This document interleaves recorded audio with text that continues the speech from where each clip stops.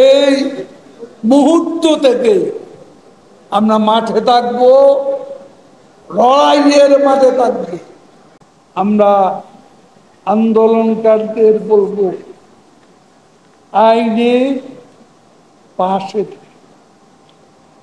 সর্বোচ্চ আদালতের নির্ধারিত তারিখে শুনানির জন্য অপেক্ষা করুন। ধৈর্য ধারণ করুন। কোনো অপশক্তির উস্কানি বা ষড়যন্ত্রে পা দেবেন না। ফাঁদে পা না দিয়ে অপেক্ষা করতে। আমরা তরুণ প্রজন্মের কাছ থেকে দায়িত্বশীল আচরণ প্রত্যাশা করি।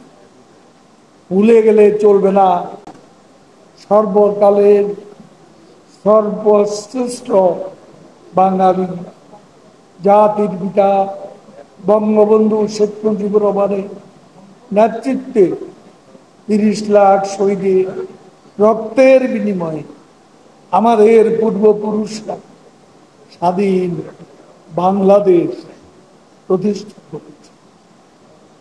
বঙ্গবন্ধু কন্যা দেশরত্ন শেখ হাসিনা নেতৃত্বে বিশ্ব পরিমণ্ডলে বাংলাদেশ আজ একটি মর্যাদাশীল উন্নয়নশীল জাতি রাষ্ট্র হিসেবে প্রতিষ্ঠিত হয়েছে।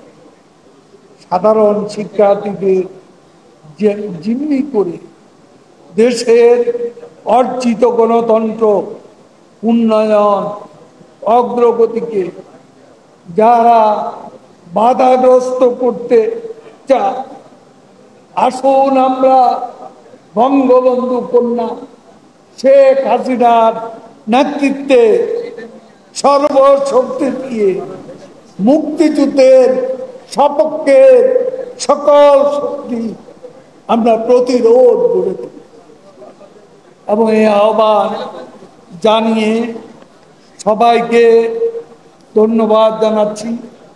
কষ্ট করে এই অল্প সময়ের মধ্যে এই মুহূর্ত থেকে আপনারা এখানে এসেছেন।